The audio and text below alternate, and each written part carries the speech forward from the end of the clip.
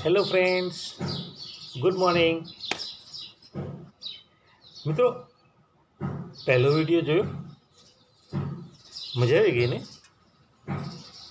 Okay મિત્રો, આપણે પહેલા વિડીયોમાં જોયું કે ઈસવીસન 1770માં બંગાળામાં દુકાળ પડ્યું, બરાબર. હવે દ્વિમુખી શાસન પદ્ધતિને લીધે બંગાળાની આ પરિસ્થિતિ ઊભી થઈ. બંગાળાની સામાજિક અને આર્થિક સ્થિતિ આખી બગડી ગઈ. હવે એનું પરિણામ એ આવ્યું કે આ સ્થિતિનો પડઘો ઇંગ્લેન્ડની પાર્લામેન્ટમાં પડ્યો. ઇંગ્લેન્ડની પાર્લામેન્ટે એવું વિચાર્યું કે જો ઈસ્ટ ઇન્ડિયા કંપની પોતાની રીતે આવી મનમાની કરતી રહેશે તો ભારતમાં રહેલું ઇંગ્લેન્ડની સરકારનું વેપારી હિત જોખમાં છે, અને પરિણામે ઈસ્ટ ઇન્ડિયા કંપની ઉપર નિયંત્રણ રાખવા માટે એમણે ઈસવીસન 1770માં ઇંગ્લેન્ડની પાર્લામેન્ટમાં એક કાયદો પસાર કર્યો, જેનું નામ હતું નિયામક ધારો, અથવા એને આપણે કહીશું રેગ્યુલેટિંગ એક્ટ. મિત્રો, આ ધારાનો મુખ્ય હેતુ તો ઈસ્ટ ઇન્ડિયા કંપની ઉપર નિયંત્રણ રાખવાનો અને ભારતની પ્રજાને પોતાની કરવાનો હતો, રાઈટ. હવે મિત્રો જોઈશું આ રેગ્યુલેટિંગ એક્ટ એટલે કે નિયામક ધારાની કેટલીક જોગવાઈઓ. મિત્રો, આ ધારાની પહેલી જોગવાઈ એ હતી કે ભારતમાં મુંબઈ, મદ્રાસ અને કોલકાતામાં ઈસ્ટ ઇન્ડિયા કંપનીના જે વેપારી મથકો હતા, અહીં ગવર્નરોની નિમણૂક કરવી અને બંગાળાના ગવર્નરને ગવર્નર જનરલ બનાવવો. આમ કરીને મુંબઈ, મદ્રાસ અને કોલકાતાના ગવર્નરને બંગાળાના ગવર્નર જનરલના હાથ નીચે મૂકવાના. એનો સીધો મતલબ એ હતો કે હવે મુંબઈ, મદ્રાસ અને કોલકાતાના જે ગવર્નરો હતા એ બંગાળાના ગવર્નર જનરલને પૂછ્યા વિના યુદ્ધ કે સંધિ કરી શકે તેમ ન હતા, રાઈટ. અને બીજું એ હતા કંપનીમાં જેમની ગવર્નર કે ગવર્નર જનરલ તરીકે નિમણૂક થાય તેમણે ઇંગ્લેન્ડની પાર્લામેન્ટમાં પોતાની આવક અને સંપત્તિ જાહેર કરવી, અને ત્યારબાદ ગવર્નર કે ગવર્નર જનરલ તરીકે વિદાય થાય ત્યારે પણ પાર્લામેન્ટમાં જઈને એમણે ત્યાર પછીની પોતાની આવક અને સંપત્તિ જાહેર કરવાની હતી, જેથી એઓ આ ગવર્નરો ઉપર અંકુશ લાવી શકે, બરાબર મિત્રો. તો મિત્રો, ત્યાર પછી આપણે જોઈશું કે ઈસવીસન 1773ના નિયામક ધારા પ્રમાણે ભારતમાં સૌપ્રથમ ગવર્નર જનરલ તરીકે વોરન હેસ્ટિંગ્સની નિમણૂક થઈ. મિત્રો, વોરન હેસ્ટિંગ્સ મહત્વાકાંક્ષી હતો. એને એવું હતું કે હું જલ્દી ભારતમાં ઈસ્ટ ઇન્ડિયા કંપનીનો વિકાસ કરું, અને આવી ઉતાવળમાં તેણે બે ભૂલો કરી. પહેલી ભૂલ તો એ કે પોતાનાથી બળવાન એવા મરાઠાઓ સાથે એક યુદ્ધ કર્યું, જે ઇતિહાસમાં મરાઠા વિગ્રહ તરીકે ઓળખાય છે. બીજી ભૂલ એ કરી કે મૈસૂરના જે હૈદર અલી હતો, આ હૈદર અલી સાથે એણે યુદ્ધ કર્યું, જે ઇતિહાસમાં મૈસૂર વિગ્રહ તરીકે ઓળખાય છે. અને આ બંને યુદ્ધને કારણે ભારતમાં ઈસ્ટ ઇન્ડિયા કંપનીની સ્થિતિ કફોડી બની. હવે આવું થતાં ઇંગ્લેન્ડની પાર્લામેન્ટે વોરન હેસ્ટિંગ્સને ગવર્નર જનરલ તરીકે એના પદ પરથી ઉઠાડી લીધો અને ઇંગ્લેન્ડ પાછો બોલાવી લીધો. હવે ભારતમાં ગવર્નર જનરલનું આ પદ ખાલી પડતા ઇંગ્લેન્ડના જ રાજવી પરિવારના લોર્ડ કોર્નવાલિસની બંગાળાના ગવર્નર જનરલ તરીકે નિમણૂક કરવામાં આવી. મિત્રો, લોર્ડ કોર્નવાલિસ ખૂબ જ હોશિયાર હતો. એણે ભારતમાં આવતા જ એણે જોયું કે ઈસ્ટ ઇન્ડિયા કંપનીના જે કેટલાક કાયદાઓ છે એ કાયદાઓમાં સુધારા કરવાની જરૂર છે, અને એટલા માટે એણે કાયદાઓમાં સુધારા કરવા માટે અને કાયદાઓમાં એકતા લાવવા માટે એણે એક કોડ પસાર કર્યો, અને એ કોડ ઇતિહાસમાં કોર્નવાલિસ કોડ તરીકે ઓળખાય છે. એણે રચેલું કાયદાનું પુસ્તક જે કાયદામાં એક સમાનતા લાવે છે એ પણ ઇતિહાસમાં કોર્નવાલિસ કોડ તરીકે ઓળખાયું. મિત્રો, કોર્નવાલિસના સમયમાં પણ કોર્નવાલિસે મૈસૂર સાથે એક યુદ્ધ કર્યું. મિત્રો, મૈસૂરને સીધી રીતના ઈસ્ટ ઇન્ડિયા કંપની પહોંચી વળી શકે તેમ હતી જ નહીં. અને તે સમયે મૈસૂરનો જે રાજા હતો એ હતો ટીપુ સુલતાન. અને મિત્રો, ટીપુ સુલતાનને તો મૈસૂરના વાઘ તરીકે ઓળખવામાં આવતો હતો, રાઈટ. અને આ વાઘ સાથે બાથ ભીડવી એ ઈસ્ટ ઇન્ડિયા કંપની માટે સરળ તો ન જ હતું. અને એટલા માટે ઈસ્ટ ઇન્ડિયા કંપનીએ હૈદરાબાદના નિઝામ સાથે સંધિ કરી. હૈદરાબાદના નિઝામ સાથે સંધિ કરતા હૈદરાબાદના નિઝામે મૈસૂરના ટીપુ સુલતાન સાથે યુદ્ધ કરવા માટે લશ્કરની મદદ કરી. અને આ મૈસૂર વિગ્રહમાં ટીપુ સુલતાનની હાર થઈ. ઈસ્ટ ઇન્ડિયા કંપની એટલે કે કોર્નવાલિસની જીત થઈ. અને આમ થતાં મૈસૂરના ટીપુ સુલતાને મને પણ ઈસ્ટ ઇન્ડિયા કંપની સાથે કેટલીક સંધિઓ કરવી પડી. ઓકે મિત્રો. મિત્રો, આવી સરસ કામગીરી બદલ ઇંગ્લેન્ડની સરકારે કોર્નવાલિસનું બહુમાન કર્યું. હવે કોર્નવાલિસની સમયમર્યાદા પૂરી થઈ એટલે એના સ્થાને sir John shop governor general તરીકે ભારતમાં આવ્યો. હવે મિત્રો, આ જે સર જ્હોન શોર હતો એણે ભારતમાં આવતા એક નવી નીતિ અમલમાં મૂકી. એને એમ થયું કે ભારતમાં વેપાર તરફ જ ધ્યાન અપાય. યુદ્ધ કે સંધિથી ઈસ્ટ ઇન્ડિયા કંપનીની છાપ બગડે છે. અને એટલા માટે એણે જે નવી નીતિ અપનાવી એ નીતિનું નામ હતું તટસ્થતાની નીતિ. એટલે કે કોઈ પણ રાજાઓ સાથે નો યુદ્ધ નો સંધિ. કોઈની સાથે યુદ્ધ કરવું નહીં, કોઈની સાથે સંધિ કરવી નહીં, માત્ર વેપાર સાથે મતલબ રાખવો. એનું પરિણામ એ આવ્યું કે ભારતમાં મરાઠાઓ બળવાન બન્યા. મરાઠાઓ બળવાન બનતા ઈસ્ટ ઇન્ડિયા કંપનીની સત્તા જોખમમાં આવી ગઈ. એનું પરિણામ જ એ આવ્યું બીજું કે મિત્રો, મુદત પૂરી થતાં સર્જન શોને તરત બોલાવી લેવામાં આવ્યો અને એની જગ્યાએ એક બાહોશ વ્યક્તિની નિમણૂક કરવામાં આવી જેનું નામ હતું લોર્ડ વેલેસ્લી. મિત્રો, આ લોર્ડ વેલેસ્લી સર વેલેસ્લીના નામથી પણ ઇતિહાસમાં જાણીતો છે. લોર્ડ વેલેસ્લીએ ભારતમાં આવતા જ એક યોજના બનાવી. આ યોજનાને એણે નામ આપ્યું સહાયકારી યોજના. મિત્રો, આ યોજનાની જોગવાઈઓ જબરજસ્ત હતી. આપણે જોઈશું કે લોર્ડ વેલેસ્લીની આ સહાયકારી યોજનામાં શું હતું. જે કોઈ રાજા ઈસ્ટ ઇન્ડિયા કંપનીની કે લોર્ડ વેલેસ્લીની આ સહાયકારી યોજનાનો સ્વીકાર કરે તેના રક્ષણની તમામ જવાબદારી ઈસ્ટ ઇન્ડિયા કંપની લેશે, એવી તેની પ્રથમ જોગવાઈમાં હતું. બીજું મિત્રો, જે રાજા આ જોગવાઈનો સ્વીકાર કરશે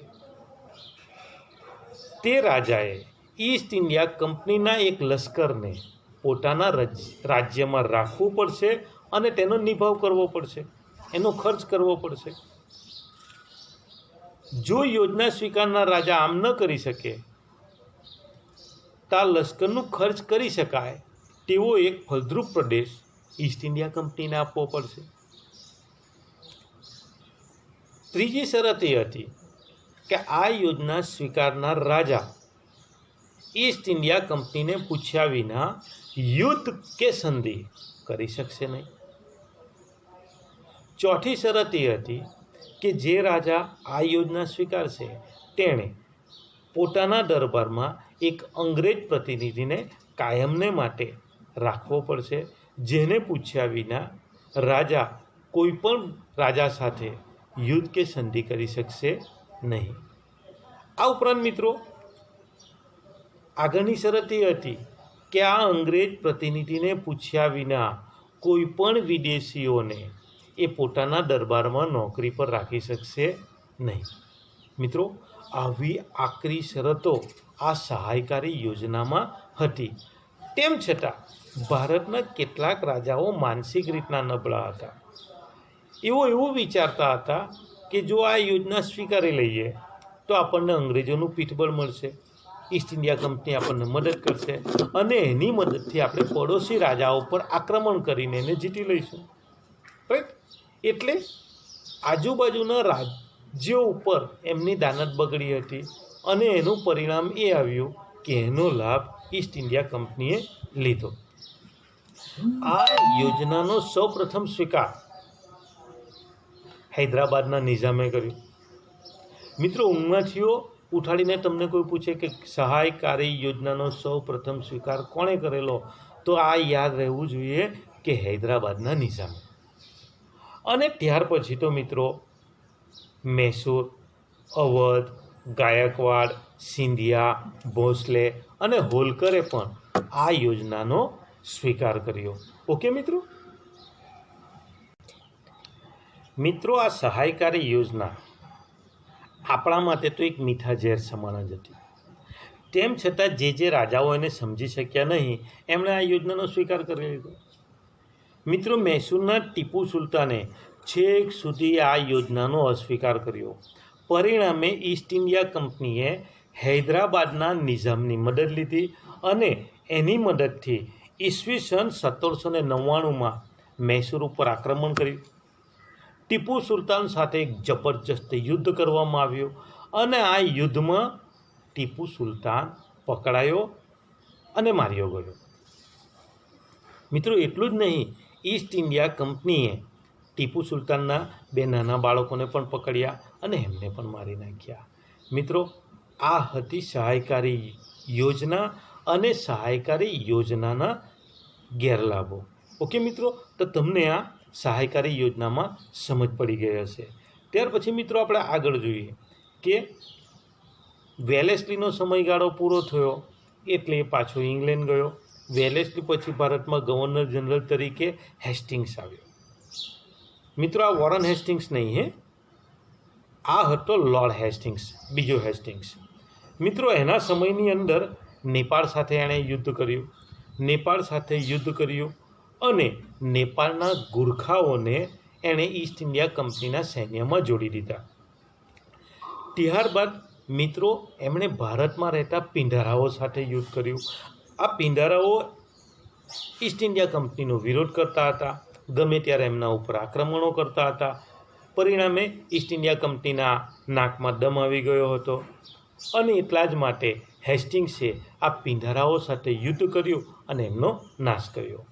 આ ઉપરાંત ત્રીજો મરાઠા વિગ્રહ પણ આ હેસ્ટિંગ્સના સમયમાં થયો અને આ ત્રીજા મરાઠા વિગ્રહ બાદ મરાઠાઓની સત્તા નબળી બની અને ઈસ્ટ ઇન્ડિયા કંપની ભારતમાં સબળ બની. રાઈટ મિત્રો. અને ત્યાર પછી વિલિયમ બેન્ટિક, જેને સુધારાવાદી ગવર્નર જનરલ કહેવામાં આવે છે, એ ભારતમાં આવ્યો. મિત્રો, આ સમય દરમિયાન ઈસ્ટ ઇન્ડિયા કંપનીને તો બહુ લાભ થયો નહીં, કારણ કે વિલિયમ બેન્ટિક સુધારાવાદી ગવર્નર જનરલ હતો, પણ એનાથી ભારતને એક લાભ થયો. મિત્રો, એના સમય દરમિયાન બંગાળામાં એક સુધારાવાદી વ્યક્તિ થઈ ગયા જેનું નામ હતું રાજારામ મોહન રાય, જેણે બ્રહ્મો સમાજની સ્થાપના કરી હતી. આ રાજારામ મોહન રાયે સર વિલિયમ બેન્ટિકની મદદ લીધી અને તે સમયે ભારતમાં જે સતી પ્રથા પ્રવર્તતી હતી, આ સતી પ્રથા નાબૂદ કરતો કાયદો 1829માં પસાર કરાવ્યો. એટલે કે સર વિલિયમ બેન્ટિકે ભારતમાંથી સતી પ્રથા નાબૂદ કરતો કાયદો ઘડ્યો. બરાબર મિત્રો. ત્યાર પછી આપણે જોઈશું લોર્ડ વિલિયમ બેન્ટિક પછી ભારતમાં આવે છે લોર્ડ ડેલહાઉસી. ઓકે. અને આ લોર્ડ ડેલહાઉસી જે નીતિ લઈને આવ્યો એ નીતિને ઇતિહાસમાં ખાલસાવાદી નીતિ તરીકે પણ ઓળખવામાં આવે છે. લોર્ડ ડેલહાઉસીની આ નીતિ ઇતિહાસમાં સામ્રાજ્યવાદી નીતિ તરીકે પણ ઓળખાય છે. આ ઉપરાંત આ નીતિ જીત જપ્તી અને ખાલસાની નીતિ પણ તરીકે પણ ઓળખવામાં આવે છે. રાઈટ. તેણે કેટલાક સુધારાઓ પણ કર્યા, તેથી ઇતિહાસમાં લોર્ડ ડેલહાઉસી સુધારાવાદી ગવર્નર જનરલ તરીકે પણ જાણીતો થયો છે. તો મિત્રો, હવે આપણે જોઈશું લોર્ડ ડેલહાઉસી વિશે. ઓકે મિત્રો, સૌપ્રથમ આપણે એ જોઈશું કે લોર્ડ ડેલહાઉસીને સુધારાવાદી ગવર્નર જનરલ કેમ કહેવામાં આવે છે. રાઈટ. એણે ઘણા બધા સારા કાર્યો કર્યા હતા. 1848માં તો એ ગવર્નર જનરલ તરીકે ભારતમાં આવ્યો. 1849માં એણે ભારત અને ઇંગ્લેન્ડ વચ્ચે આગબોટ સેવા શરૂ કરી. આ ઉપરાંત 1853માં મુંબઈથી ઠાણા વચ્ચે એણે સૌપ્રથમ રેલ વ્યવહારની શરૂઆત કરી. લોર્ડ ડેલહાઉસીએ 1853માં જ ભારત અને ઇંગ્લેન્ડ વચ્ચે ટાર અને ટપાલ વ્યવસ્થાની શરૂઆત કરી. મિત્રો, આ બધી વ્યવસ્થાને કારણે ઈસ્ટ ઇન્ડિયા કંપનીનો વ્યવહાર તો ઝડપી બન્યો જ, પણ એનો લાભ ભારતના લોકોને પણ મળ્યો. આ એક જોવા જેવી બાબત હતી. રેલ માર્ગથી ભારતના લોકો એકબીજા સાથે જોડાયા, પરિણામે એમનામાં એકતા વધી. ટપાલને કારણે એકબીજા સાથે જોડાયા, પરિણામે એમનામાં એકતા વધી. રાઈટ મિત્રો? ત્યાર પછી આપણે જોઈશું કે એના બીજા કેટલાક સુધારાઓ એવા હતા, જેમ કે એણે ભારતમાં વિધવા પુનર્લગ્ન ધારો પસાર કર્યો. મિત્રો, આપણે ત્યાં એવું હતું કે કોઈ સ્ત્રીનો પતિ મૃત્યુ પામે તો એ સ્ત્રી વિધવા કહેવાતી.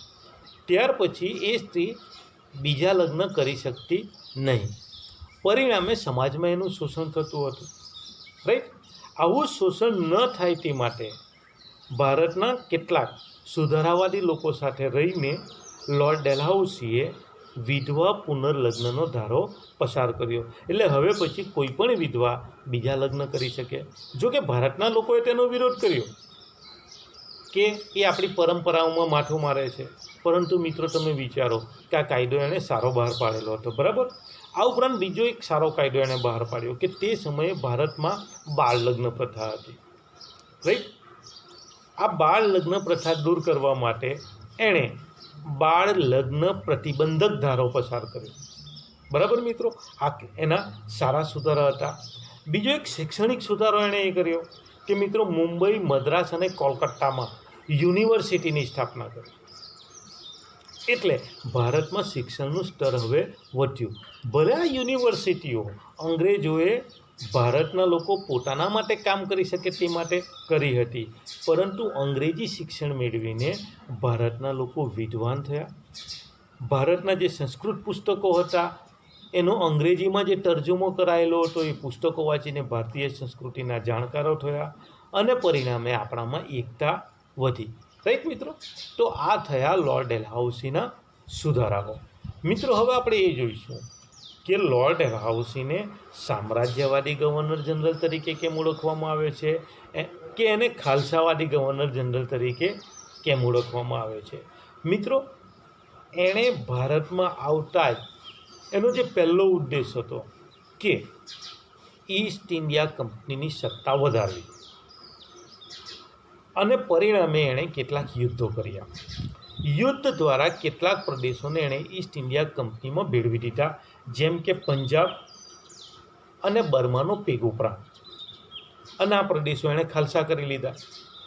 ત્યારબાદ એક નવું લાવ્યું. અન્યાય હતું કે જો કોઈ રાજા અપુત્ર મરણ પામે તો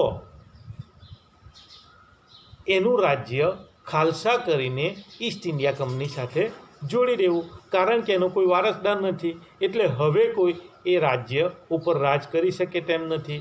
જો તેમ નથી તો એના માલિક ઈસ્ટ ઇન્ડિયા કંપની છે. મિત્રો, હાસ્યાસ્પદ વાત હતી, પરંતુ આ વાતનો એણે અમલ કર્યો અને અપુત્ર મરણ પામેલા રાજાઓના આવા ઘણા બધા રાજ્યો હતા જે એણે ખાલસા કર્યા. દાખલા તરીકે સતારા, જેતપુર, સંબલપુર, મધ્યપ્રદેશમાં આવેલું ઉદયપુર, ઝાંસી, બઘાત અને નાગપુર. આટલા બધા રાજ્યો એણે ખાલસા કરી લીધા. ઝાંસીની રાણી એની સામે આ માટે લડી, છતાં પણ એ હારી ગઈ, મારી ગઈ, તો ફાવી શકી તો નહીં. બરાબર મિત્રો? ત્યાર પછી એણે પોતાની સત્તાના વિકાસ કરવા એક બીજું નવું બહાનું શોધી કાઢ્યું કે ગેરવહીવટના બહાના હેઠળ જો કોઈ નવાબ કે રાજા પોતાના રાજ્યમાં ગેરવહીવટપણું લાવેલો હોય તો એના એ રાજ્યને ખાલસા કરીને ઈસ્ટ ઇન્ડિયા કંપની સાથે જોડી દેવું. રાઈટ? આ પણ અન્યાય હતું, પરંતુ ઈસ્ટ ઇન્ડિયા કંપની માટે તો કશું ન્યાય કે અન્યાય હતું જ નહીં. એણે તો પોતાની રાજ્ય સત્તાનો વિકાસ કરવાનો હતો, અને એટલા માટે એણે અવધને ખાલસા કર્યું.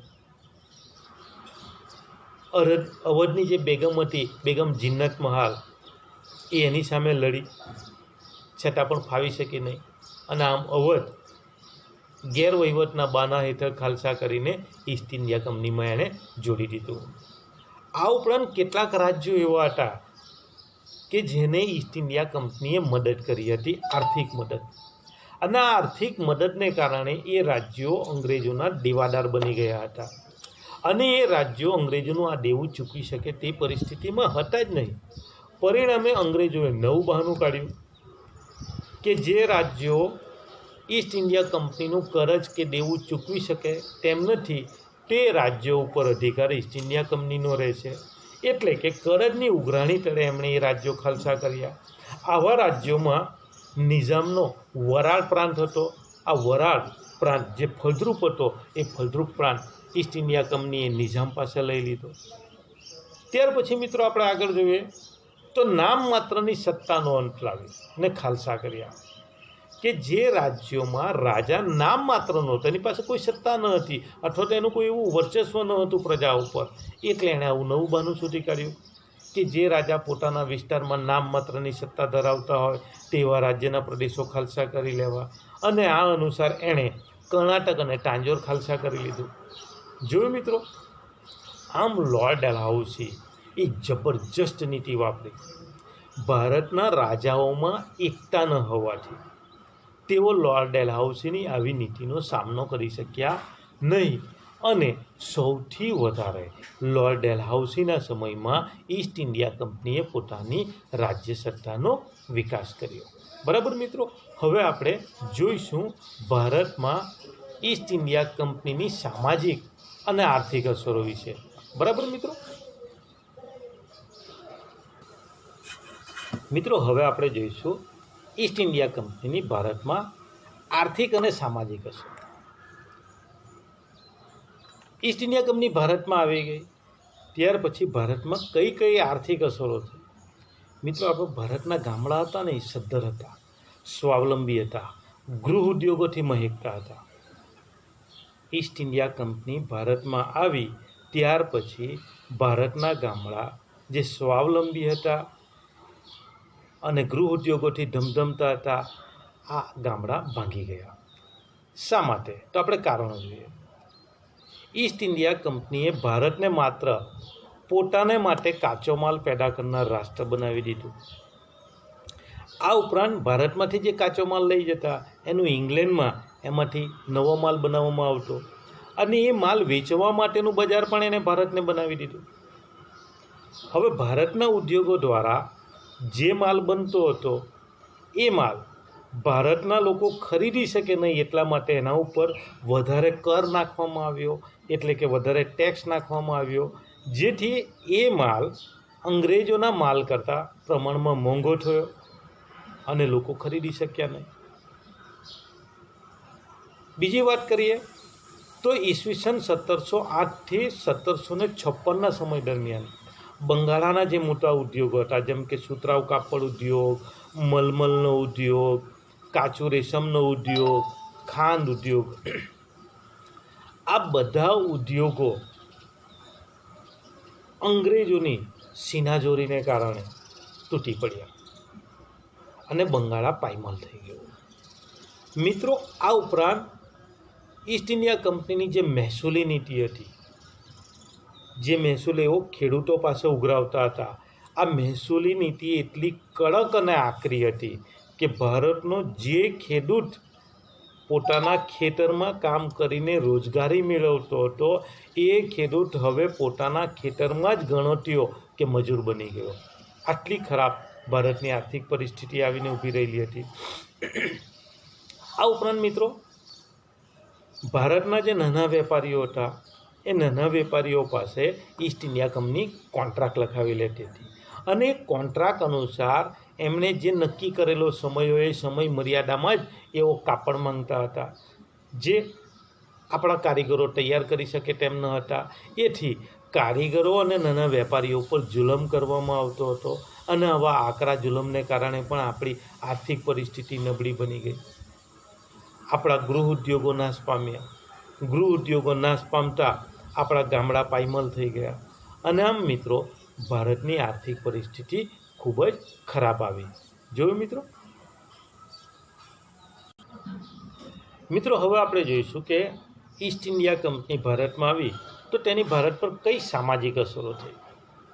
મિત્રો આપણે જોઈ ગયા કે ભારતમાં તાર અને ટપાલ વ્યવસ્થાની શરૂઆત થઈ, વર્તમાનપત્રો એટલે કે ન્યૂઝ છાપાઓની શરૂઆત થઈ, મુંબઈ અને ઠાણા વચ્ચે અને ત્યાર પછી તો અનેક સ્થળો વચ્ચે રેલ વ્યવહારની શરૂઆત થઈ. મિત્રો આ બધાથી ભારતની પ્રજા એકબીજાની નજીક આવી. તેમાંય વર્તમાનપત્રોને કારણે તો ભારતના લોકોનું વિચાર અને વાણી સ્વાતંત્ર્ય વિકસ્યું. બરાબર. ત્યાર પછી મિત્રો આપણે એ જોયું કે ઈસ્ટ ઇન્ડિયા કંપનીના સમયમાં ભારતમાં બંગાળા, મુંબઈ અને કલકત્તામાં, મુંબઈ, મદ્રાસ અને કલકત્તામાં યુનિવર્સિટીની સ્થાપના થઈ, અને એ જ સમય દરમિયાન ચાર્લ્સ વુડે શિક્ષણનો અધિકાર આપતો એક ખરીદો પસાર કર્યો, અને પરિણામે ભારતના લોકોને અંગ્રેજી શિક્ષણ મળવાની શરૂઆત થઈ, અને એવો જ્ઞાની બન્યા, અંગ્રેજી જાણતા થયા. મધ્યયુગની અંદર જે સંસ્કૃત ભાષા દૈવી ભાષા ગણાતી હતી, અને પરિણામે લોકોને એના સાહિત્યોની જાણકારી ન હતી. અંગ્રેજી લિપિમાં એના તર્જુમા થયા હતા. એ વાંચીને ભારતીય સંસ્કૃતિ મહાનતા બાબતે લોકોને ગર્વ થયો અને સાચી બાબતો જાણતા થયા. મિત્રો બીજો મોટામાં મોટો ફાયદો એ હતો કે આ સમય દરમિયાન જે ભારતીય સુધારકો હતા એમની સાથે રહીને ઈસ્ટ ઇન્ડિયા કંપનીના ગવર્નરો અને ગવર્નર જનરલોએ ભારતમાં જે કેટલાક કુરિવાજો હતા, જેમ કે સતી પ્રથા, બાળકીને દૂધ પીતી કરવી. દૂધ પીતી કરવી એનો મતલબ એ થાય કે મિત્રો બાળકીનો જન્મ થાય એ ખરાબ માનવામાં આવતું, કારણ કે ભારતમાં સ્ત્રીઓની સ્થિતિ ખરાબ હતી, અને એનું પરિણામ એ હતું કે કોઈને ત્યાં છોકરીનો જન્મ થાય ત્યારે દૂધ ભરેલા મોટા વાસણની અંદર એનો પગ પકડીને એને બોળી દેવામાં આવતી અને ગુંગળાવીને મારી નાખવામાં આવતી. આ પરંપરાને, આ રિવાજને દૂધ પીતી કરવાનો રિવાજ કહેવામાં આવતો હતો. તો સતી પ્રથા, બાળકીને દૂધ પીતી કરવી, બાળ વિવાહ, નાના નાના બાળકો, ઘોડિયામાં રમતા બાળકો કે પેટમાં રહેલા બાળકોનો વિવાહ કરી દેવામાં આવતો. આવા વિવાહો પર પ્રતિબંધ મૂકવામાં આવ્યો. રાઈટ. તો આવા પ્રતિબંધોને કારણે ભારતની પ્રજાને એક નવો જોમ અને નવો ઉત્સાહ મળ્યો, જેથી આટલા વર્ષોથી જે પરંપરાના નામે, રિવાજોના નામે જે ભારતની પ્રજા દબાયેલી અને કચડાયેલી હતી એનામાં એક નવો ઉત્સાહ આવ્યો. રાઈટ. એટલે કે સમાજના કુરિવાજો દૂર થતા સમાજ જાગૃત બન્યો. અનેક દેવવાદ હતો, એની જગ્યાએ બ્રહ્મો સમાજ, આત્મીય સમાજ વગેરેને કારણે એક દેવદેવીમાં લોકો માનતા થયા, અને ઘણા બધા સુધારાઓ ભારતમાં થયા. તો મિત્રો આ હતા ભારતમાં થયેલા સામાજિક સુધારા કે જેને કારણે ભારતના લોકોમાં એકતા આવી, ભારતના લોકોમાં શિક્ષણનું પ્રમાણ વધ્યું, ભારતના લોકોમાં જાગૃતિ આવી, અને એનું બીજું એક પરિણામ એ પણ આવ્યું કે જે ભણેલી ગણેલી પ્રજા હતી એ થોડી અંગ્રેજ તરફી એટલે કે ઈસ્ટ ઇન્ડિયા કંપની તરફી બની, કારણ કે આ સુધારાઓ એમણે આપ્યા હતા. બરાબર મિત્રો. ચાલો મિત્રો, અહીં આપણે હવે પાઠ પૂરો થાય છે. હવે આપણે આ પાઠનું મૂલ્યાંકન કેટલાક પ્રશ્નો દ્વારા કરીશું. રાઈટ. હાથમાં નોટ અને પેન તો તમે લઈ લીધી હશે, તો લખવાનું શરૂ કરીએ. મિત્રો પ્રશ્ન 1 કે નિયામક ધારો ક્યારે અને ક્યાં પસાર થયો, શા માટે? પ્રશ્ન 2 નિયામક ધારાની અંદર કઈ કઈ જોગવાઈઓ હતી? પ્રશ્ન 3 ભારતના પ્રથમ ગવર્નર જનરલ તરીકે કોની નિમણૂક થઈ અને તેના સમયમાં કયા કયા યુદ્ધો થયા? પ્રશ્ન 5. વોરન હેસ્ટિંગ્સ પછી ભારતમાં ગવર્નર જનરલ તરીકે કોણ આવ્યું? આગળ, કાયદામાં એક સરખાપણું લાવવા માટે કોર્નવાલિસે શું કર્યું? કોર્નવાલિસના સમયમાં કયું યુદ્ધ થયું, કોની સાથે અને તેનું પરિણામ જણાવો. આગળનો પ્રશ્ન, કોર્નવાલિસ પછી ભારતમાં ગવર્નર જનરલ તરીકે કોણ આવ્યું અને તેણે કઈ નીતિ અપનાવી, શા માટે? પ્રશ્ન આગળ, લોર્ડ વેલેસ્લીએ ઈસ્ટ ઇન્ડિયા કંપનીના વિકાસ માટે એક કઈ નીતિ કે યોજનાની શરૂઆત કરી? આગળનો પ્રશ્ન, સહાયકારી યોજનાના હેતુઓ કે શરતો શા હતા? પ્રશ્ન આગળ, કોના સમયમાં ભારતમાંથી સતી પ્રથા નાબૂદ કરતો કાયદો પસાર કરવામાં આવ્યો? આગળનો પ્રશ્ન, લોર્ડ ડેલહાઉસીને સુધારાવાદી ગવર્નર જનરલ તરીકે શા માટે ઓળખવામાં આવે છે? આગળ, અપુત્ર મરણ પામનાર રાજાના કયા કયા રાજ્યો કોણે ખાલસા કર્યા? આગળનો પ્રશ્ન, લોર્ડ ડેલહાઉસીએ કયા બહાના હેઠળ અવધને ખાલસા કર્યું? આગળનો પ્રશ્ન, ઈસ્ટ ઇન્ડિયા કંપનીની ભારતમાં થયેલી આર્થિક અસરો વિશે ટૂંકી નોંધ તૈયાર કરો. અને મિત્રો, છેલ્લો પ્રશ્ન, ઈસ્ટ ઇન્ડિયા કંપનીની ભારત પર કઈ કઈ સામાજિક અસરો થઈ તેના વિશે જણાવો. તો મિત્રો, મજા આવી ગઈ?